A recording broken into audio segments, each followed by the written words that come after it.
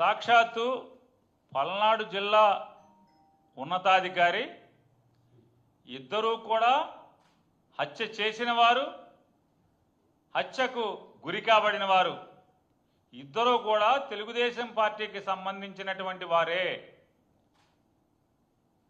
దీనిలో ముద్దాయిల్ని అరెస్ట్ చేయడానికి మేము శరవేగంగా ప్రయత్నం చేస్తున్నాం అని చెప్పి ఆయన మాట్లాడారు. జిల్లా ఎస్పీ గారు అంటే అక్కడ ఎవరైతే హత్య జరిగిన చోట ఉన్నటువంటి అందరూ ఉండుంటారు, పోలీసులు ఉండుంటారు అంతా కదా.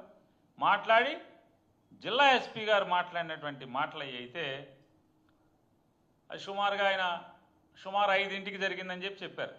అంటే ఆయన 6ంటికో 6:30కో అది చెప్పుంటాడు. అంటే ఆ ఊర్లో ఉన్నటువంటి వారు చెప్పిన విషయాలు మర్డర్ జరిగిన సంఘటన స్థలానికి సుమారుగా గంటన్నర తర్వాత ఎస్పీ గారు వచ్చారు అని చెప్పారు. అక్కడున్న పాత్రికేయ మిత్రులు మాతో మేము విచారిస్తే చెప్పింది ఏంటంటే, ఆ పాత్రికేయ మిత్రులు చెప్పిన దాన్ని బట్టి ఎస్పీ గారు వచ్చి రాగానే సంఘటన చూశారు. అక్కడ ఉన్నటువంటి ఎస్ఐలతో, సిఐలతో అందరితో మాట్లాడారు. మాట్లాడి తర్వాత మాత్రమే వెళ్తూ మీడియాకి ఈ మాటలు చెప్పి వెళ్ళారు అని చెప్పారు. అంటే ఏంటి, ఆ గ్రామంలో ఉన్నటువంటి 2 తెలుగుదేశం వర్గాల మధ్య ఉన్నటువంటి ఆధిపత్య పోరులో ఈ హత్యలు జరిగినాయి. ఇద్దరు కూడా తెలుగుదేశం వారే అని చెప్పారు. కానీ చూడండి, అంటే తెలుగుదేశం పార్టీ ఈ దిక్కుమాలిన కూటమి ప్రభుత్వం ఎంత దుర్మార్గంగా ఏలుబడి సాగిస్తుందంటే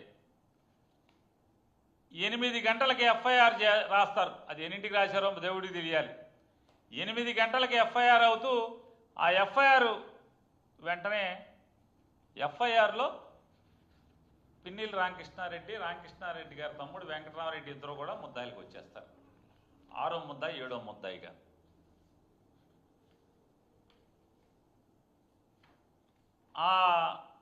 ఎవరైతే ఈ ఎఫ్ఐఆర్ ఇచ్చాడో, అంటే పోలీసులకి ముందస్తు సమాచారం ఇచ్చాడో, ఆ ఇచ్చినటువంటి ఆంజనేయులు ఆయన ఇచ్చాడు. ఆయన స్టేట్మెంట్లో చెప్తాడు, యాజ్ ఈజ్ ఎఫ్ఐఆర్లో ఉన్న నేను చదువుతున్నా. నా కొడకల్లారా, వచ్చేది మా వైఎస్ఆర్సీపీ ప్రభుత్వమే, మిమ్మల్ని బతకనేమో. మాకు ఎక్స్ఎమ్మెల్యే పిన్నెల్లి రామకృష్ణారెడ్డి మరియు పిన్నెల్లి వెంకటరామరెడ్డి అనువార్లు చెబితేనే మేము ఈ మటలు చేస్తున్నాం. మాకు ఏదైనా ఆపద వస్తే వాళ్ళు చూసుకుంటారు అని బెదిరించి, అంటే జీబుల్లోంచి కత్తులు తీశారంట. కత్తులు తీసి చచ్చిపోయిన వాళ్ళిద్దరు పక్కన ఉన్నతో కత్తులు చూపించి ఇది చెప్పారంట. ఏమని, రాబోయేది మా వైఎస్ఆర్ కాంగ్రెస్ పార్టీ ప్రభుత్వమే 4 సంవత్సరాల తర్వాత. వీళ్ళేమో తెలుగుదేశం వాళ్ళు, చంపేసిన వాళ్ళందరూ తెలుగుదేశం వాళ్ళు, బెమ్మారెడ్డితో తిరుగుతారు రోజు.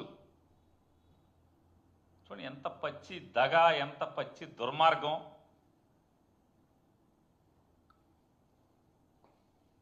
నేను చంద్రబాబు నాయుడు గారిని అలాగే లోకేష్ని ఈ పాపాల గురించి నిలదీస్తున్నాను. ఒకసారి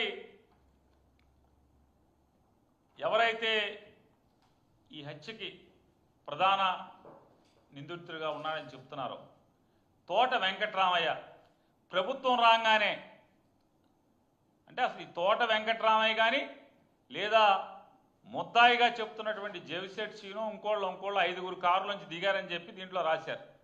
ఈ 5లో ఏ ఒక్కడన్నా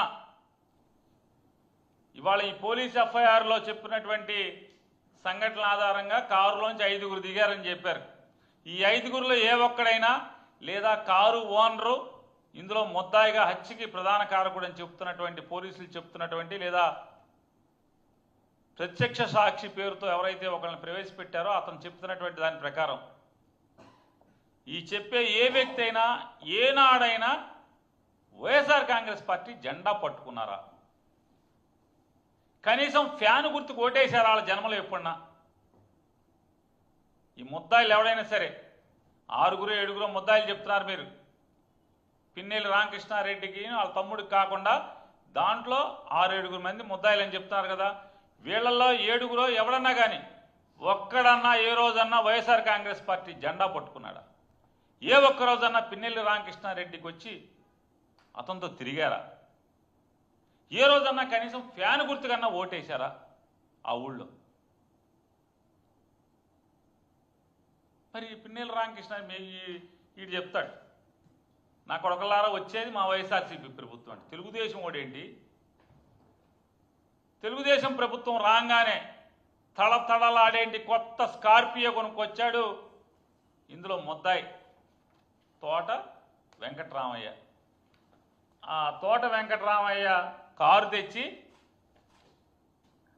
మాచర్ల శాసనసభ్యుడు, తెలుగుదేశం పార్టీ శాసనసభ్యుడు జోలకంటి బ్రహ్మారెడ్డి, ఇంటి పేరు నాకు కరెక్ట్గా తెలీదు, ఆ బ్రహ్మారెడ్డి దగ్గరికి తీసుకొచ్చి, అన్నా మన ప్రభుత్వం వచ్చింది, కారు కొన్నాం రమ్మని చెప్పాను. కారు ఎక్కమంటే కారు ఎక్కి స్టీరింగ్లో బ్రహ్మారెడ్డి కూర్చుంటాడు, ఓనర్ సీట్లో తోట వెంకటరామయ్య కూర్చుంటాడు. ఇందులో ముద్దాయి. చూడండి, ఎమ్మెల్యేకి ఎంత చనువు కాకపోతే, ఎంత మోజు కాకపోతే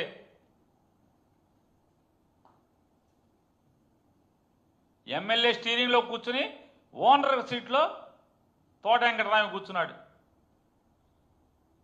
ఎవడ ఏ పార్టీ వాడు చెప్పండి? వైఎస్ఆర్ కాంగ్రెస్ పార్టీ కూడా.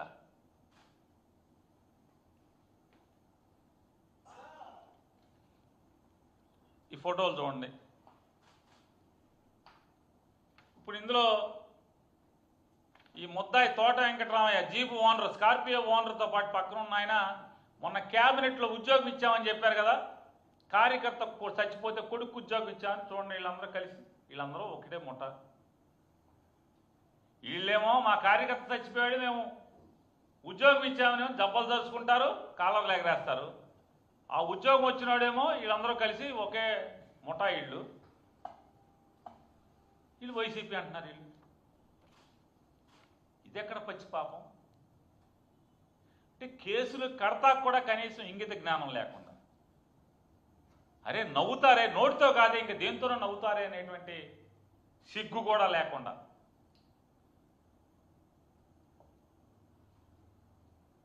పిన్నెల్లి రామకృష్ణారెడ్డి ముద్దాయి. అక్కడితో ఆగలా, ఆ కారు వేసుకుని ఈ జోలకంటి బెమ్మారెడ్డి అదే స్టీరింగ్ తిప్పుకుంటా సరాసరి చంద్రబాబు, ముఖ్యమంత్రి చంద్రబాబు ఇంటికి వెళ్ళిపోయి చంద్రబాబుతో ఫోటో తీయించేస్తాడు. మా వాడు కారు కొనుక్కున్నాడు, పార్టీగా మీ దగ్గరికి వచ్చాం, చూడండి దొంగ చూపులు చూస్తున్నాడు. చూడండి,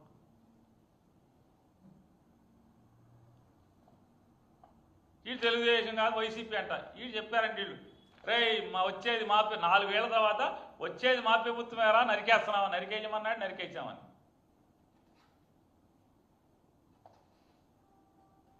వచ్చేది మా వైసీపీ ప్రభుత్వమేరా అని నరికినప్పుడు జీబు గుద్ది కింద పడ్డాక రాళ్లతో కొట్టి చంపి, ఆ తర్వాత జీబులోంచి కత్తులు తీసి బెదిరిస్తా కత్తులు తీశారంట. చంపిందేమో రాళ్లతో అంట, జీబుతో గుద్దారు, కింద పడ్డ వాళ్ళని రాళ్లతో కొట్టి చంపారు, కత్తులు తీసి అరే వచ్చేది మా వైసీపీ ప్రభుత్వమేరా, మా రామకృష్ణారెడ్డి చెప్పాడు చంపేశాంరా, ఏమొచ్చినా మాకు చూసుకుంటాడరా రామకృష్ణారెడ్డి. ఇది పచ్చి పాపం కదా అని అడుగుతున్నా. ఈ పాపాలు మీరు మూట కట్టుకోవట్లేదా?